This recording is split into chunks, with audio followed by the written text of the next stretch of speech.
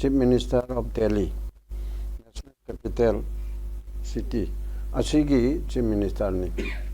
Union Territory oirabasu khwaidagi chawba capital gi oiba national capital madugumba territory ni. Asigi Chief Minister se para hojiki wahang adu ira line ahan bada headline da ina khumning badi. Chief Minister oina mi phaba yabra. Sai jo hai gare for the first time. Wai mantri nongtri ga di phaba dum yawi ko. Adu di Chief Minister dagi natraga speaker dagi ko na ya ba ga dum lawuni. Adu natabda Prime Minister oina Chief Minister oina India gi cabinet minister mo oina phaba yabra yadabra haibisi ko wahang ama. Chumi Chief Minister oirabasu Prime Minister oirabasu oiriba mi duna aranba crime torba mi ma khudak ta hatlaba red handed ta mayamna uraba adu ma se adugi permission adu daina magi privilege question ta leroi red handed ta Prime Minister mana mai nupi do mangak chamda kaktana hatlaba adu di then and there adum phabi tawsu tawroi Prime Minister gumbamna adugumba judge amana Prime Minister amna MP amana adugumba crime si tawraba kandadi magi privilege panalai dana so MP oibigi MLA oibigi minister oibigi ukil oibigi judge oibigi phaba yade chingna ba khona bagi phaba yade haibiduna amani aduga civil na chadsu chungpa phaba yade haibiduna amani aduga crime ma direct public place ta aduga aikogi police authority ki mamangda mihar mipun ram chauba crime on the channel that phaba yaba aduna amane ba aduguma do president magna prime minister na chief minister magna mi hatpati tawroidana aduma adaida Kejriwal chief minister oibachi chief minister tokpa tawdana mana chu toksaba nataba aduga government of India na president rule tawdana ma boloktu haibisu nataba governor gi through da lieutenant governor gi through da adu sunataba adu oiragadi hojike Hemant Soren gi tawgiba adudi chief minister toaga namdana tohan bara mana toksa bara mai party na haibara toaga nongalaga nongmara nini leraga phabane ba ex chief minister oina atai dai bhabasu adune ba adubu mantri oina da Bengal gi cabinet minister amani de yaure ko Mamta na lokthokta ba Mamta Banerjee na adugumba amani de yaure aduna cabinet ni adu yaba yadabagi question dum thamaga state amagi adu madugi matakta capital ki oiba territory amada chief minister oiba se masi mana phana amna tawrju chief minister aigi wahang de Kejriwal phaba phada badante Kejriwal no oiba chief minister do chief minister phaba yabra ba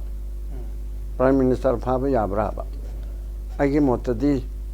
to my little knowledge chief minister di phaba yade ba kari oiba di ai adu mali toro chief minister oriduna crime tawre adu ma lo to gani mai party na natraga masana resign tawragani ai chief minister oidre ai oibunga maro ai thakta sumam leire adu moral ground ai thadoge aina thadokpa natraga president ulundra tawraga lo to aba natraga ani maunga ma tawduna magi government se dismiss tawrapa adu gi chief minister oirambado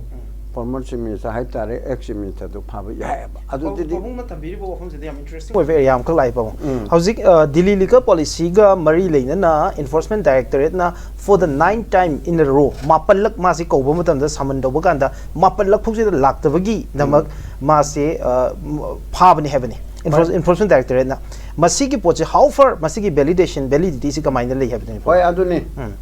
chief minister bo enforcement directorate na or any police na ko bangambra ngami karigumba kana sakhi ko ne kariguna bibi giri do kota witness oina ko gi ba yaugi adum judge na hogalaga adum salam tawi lengsalu hairaga mai hangbam tokpada adum mangi bibi giri president che okay ko na ko upa yaugre ba lower court amana adu gi pod adu lei ko ba ngami sakhi gi oina chief minister duna prime minister duna or any other tom di heri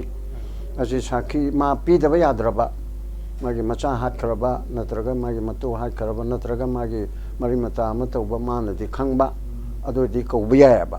ma chatpa ya ba ko adu natabda accused oina mai je kari crime tawrame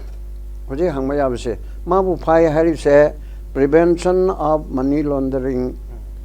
Act 2002 PMLA harise asambada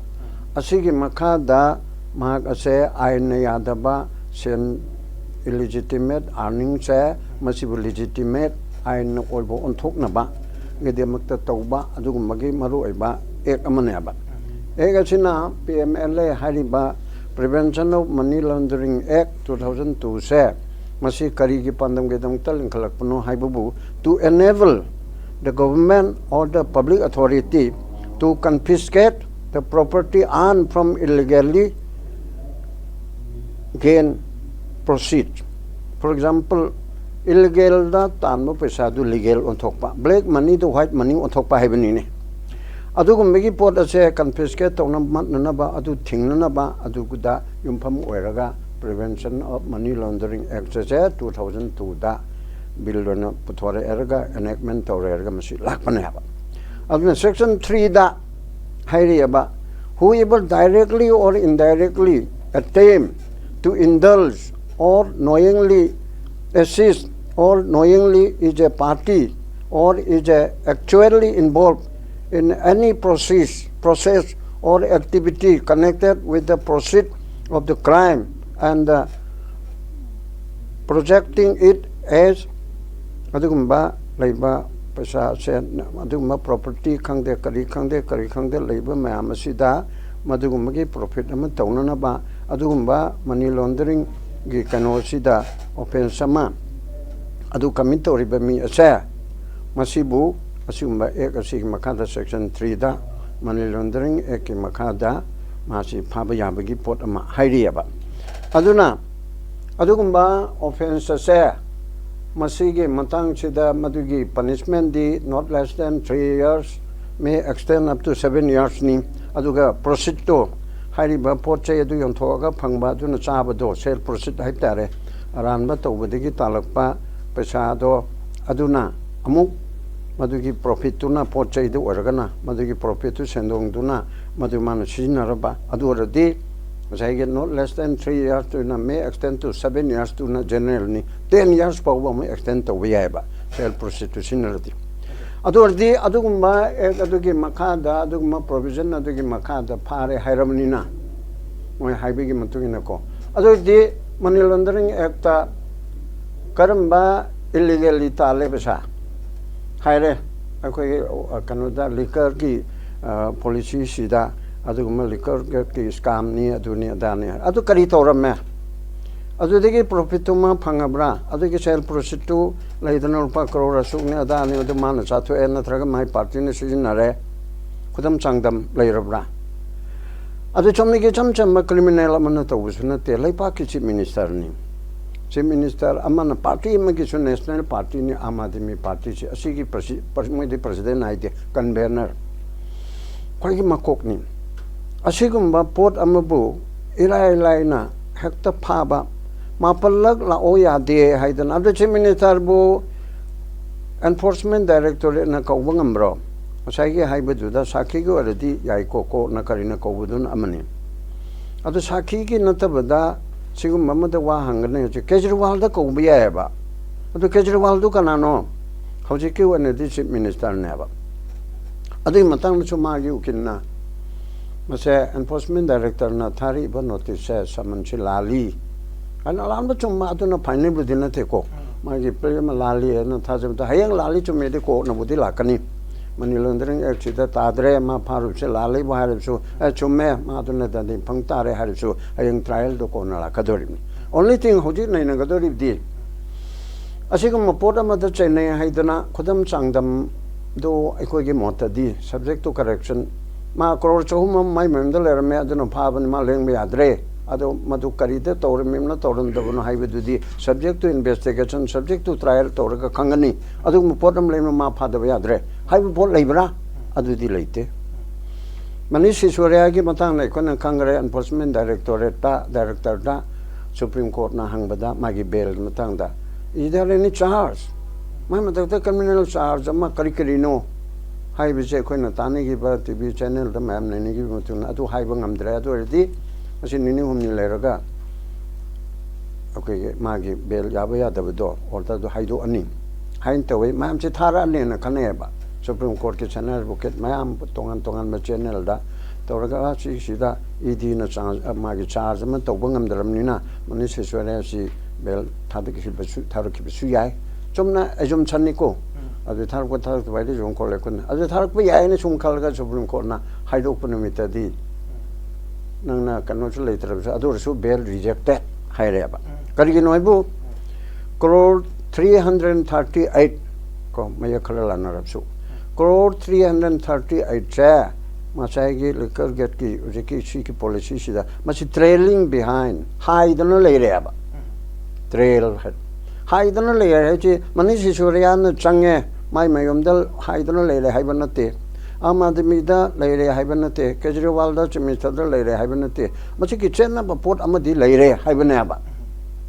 chen chi mana chare madu mana black money to white money on thong na ba tawrame haiban na taba trailing aduna lo se agoi ju chai ni phu ko taruk taret ke no jare sana advocate ba chai tara hele adur di chigum bagi leiba pot sida aina chula me ko kon udab su yai adai da karigamba posak ama leiba pot ama yaudana sakhi na hai ko accuse na hai witness na hai ma chene hai whenever here say evidence adu di chen bi adre hai ne hek toraga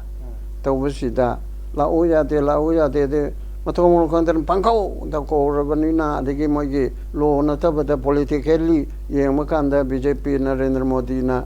luchingba manipur gi damukta di wangang hidraba maron thokidraba na kon hairipche India pumagi de apabo erabasu prithibi gi apabo erabasu manipur gi di khandraba nupa prime minister Narendra Modi se achina opposition mayam se masi hat na ba hot na bagi pandam ama koina male ba ko it appears to me aduni hane dare haibu budi yade haibu su yam jane aduna adugo migi pot ama da Mamta Banerjee tawri ba Bihar da lalu gi do hoi mogi mara leidana jail legra adu su dum yawi opposition marakta chen chabi gi ama crime tawrubagi mi halu bagi rape tawrubagi ruling khangde opposition khangde adugi dandi phangba punishment phangbadi adum yawe bako adu chona natabada paisa chaba natraga money laundering gi oibasibu chumnagi BJP yadaba government gi lusingba sing Mamta Banerjee hairo Kejriwal hairo Kerala gi chimita hairo aduga Tamil Nadu gi hairo aduga atai tegi hairo pramamani non BJP government laiba sing to the attempt to buse kari gino ba there is something la aduga many thing la wrong amadi leire ba ko politically aduna adugo masing adugi marakta aikoina legally satra moina ain gi satra ain bu practice to jaba moina high court ta karikida aduga poda so many years as a criminal lawyer moina so hurakpa achida yeng makanda criminal law gi karikida sumne na bakanda hairi ba asida masi phari bagi mawong se haide manipur ge akan bada te CBI na to bada khot bada July kulum doi gi tawdok ta police mapan channel na matam de wani ko ojik pudi kana tha de khoto na appeal nong bin to bada ki tongan le jegare matam de CBI na pha de ba mi masakang de na police official mapan chini haibe si da pha de ba moi kawra ko wa hangi adu ka charge si thagala ga court da haibe accuse mapan je saman to biu haiba haibe ge atradi criminal act adugumba mi hatpa adugumba bazar mayai da tawraga mayam problem mo ogibata generip singjang hakta oisu pharaga jamin da chatke sanuko adu bau tawdana charsita moichi chenabani moi ko biu haina hayaba that means CBI na NIA na natraga tai na idina tawse CBI si yanga mo hoina phadaraga chu wa do saman tawraga ning thi jana hangaga adu tawraga charge thagat pasu yaubanina adu maina taw haiba makpudi nataba okay bang okay adai da matem tang lochen ye lochen bi aduna adu gumbagi taw bamong da phaba natabanina magi case manung du da kari mapan thong yeng bada sigumba charge ma tawre हाइबसी नतबा accusingना नत्रगा साखीना मा चेने हाय ये हाइबदुदा chief minister अमबु फाबसे चुमदे chief minister दु लौथोगा फाबदो Chumba चुमदब court trial court मा लाचनी फागे Harsu अदुदा तगदमनी अदुगे ED ना मापल कौबदा लाते अहन अनिर कौब लाते court की सम तब यादब्रो कनो warrant तौबीवन HYBE यादब्रो अखोई सुम सुम परमा पेश लेरे मासे लाओ यादरे कोर्ट ना समन तौबीगेरा वारंट तौबीगेरा कोर्ट की तौबी यायबा अदुसु तौब नते हाइबसिम अहन बदस माइ थमजगे ओके